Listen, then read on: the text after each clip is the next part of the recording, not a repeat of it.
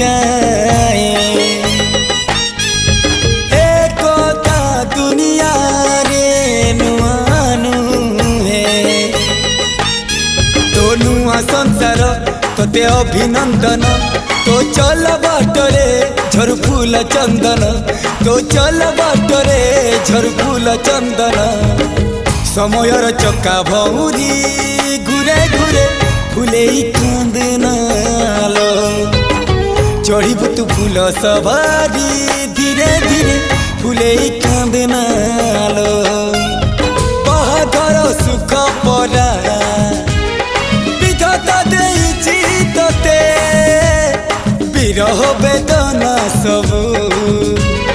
सहिबाकु हवा मते।